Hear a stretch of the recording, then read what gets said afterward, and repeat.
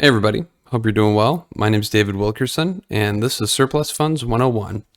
Just want to start off by saying thank you to all the people out there that like the video, subscribe to the channel, or just been a long-term supporter. Greatly appreciate it.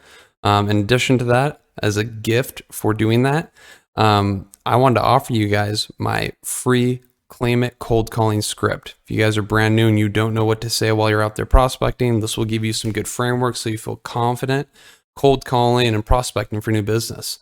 So the link is in the description of the video. You can go get it. It's an instant download. It's just my little thank you gift. But today I wanted to talk to you guys about professionalism and how to create just a baseline level of professionalism in your business that you operate from so people don't perceive you in the wrong way. I know a lot of you guys are running your businesses from home. That's great, and that's probably the most effective way to do it. However, if you're brand new and you don't have a whole lot of experience in the business world, you don't really have a concept of what's professional and what isn't. And so I just wanted to go over 3 things that you guys can use today, start implementing them, and start getting good results. So with that being said, let's get into it. The very first thing is a professional looking email.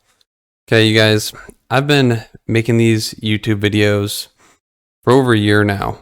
And at the very beginning of every video, just like I said a minute ago, I offer my free calling script. People have to put their email in so my autoresponder can send it right over to them. So I get to see what people's emails look like all the time.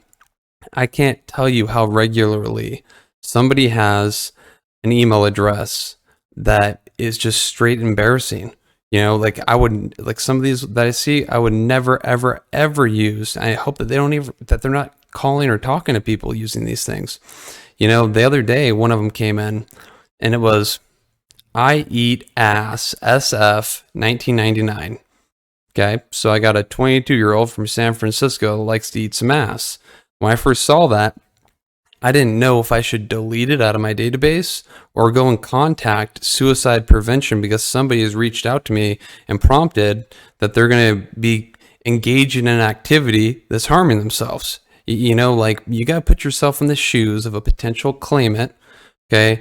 And really ask yourself before you pick up the phone or send an email, is what I'm doing going to make this person feel confident that they're making the right decision working with me?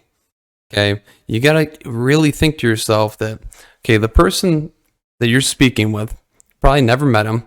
They might already be a little leery, thinking it's a scam.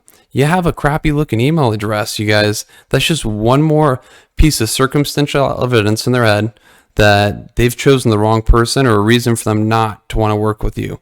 Okay, you can go get a free email address from Google. Okay, maybe have your name or your company name in there and that's it. Okay, but it doesn't have to be very hard, just a professional looking email for you to communicate via sending emails back and forth with somebody on. Okay. Second thing, create an email signature. Okay, for you guys that are brand new, an email signature is that little piece of graphics that goes to the bottom of an email that has usually a picture of whoever is sending you the email and a description of what they do. Okay, now you can just go and into the settings of Gmail and place it. It's really, really easy. There's also a lot of different tutorial videos out there on how to do exactly that. Now, I know when you're brand new, you guys want to go out and you want to buy a bunch of stuff that you don't need. Okay, you want to go pay for a bunch of stuff and you don't want to do that. Okay, if you go on like Fiverr, a graphic designer is going to want to charge you like $300-$500 to do it. And you guys, all my email signatures I do for free. I use Canva. You don't have to use them, but there's plenty of other ways to go about getting an email signature without using Canva, but that's what I use. And it's great. All you need to do is have a picture of you, maybe in just a presentable looking outfit, and then your email address, your telephone number, your company slogan, and your company logo. And that's that. But put an email signature in there. It's going to give you a little bit more of an added credibility to the claims that you're wanting to work with, and it's going to make you feel better about everything that you're sending back and forth with people. Now, number 3, double check your work. Okay, I'm very lucky that a lot of my friends and family are military and law enforcement, and so these kind of things have been kind of embedded into my head since I've been a child. But you just want to do an inventory check and double check that everything you're doing is correct before executing it.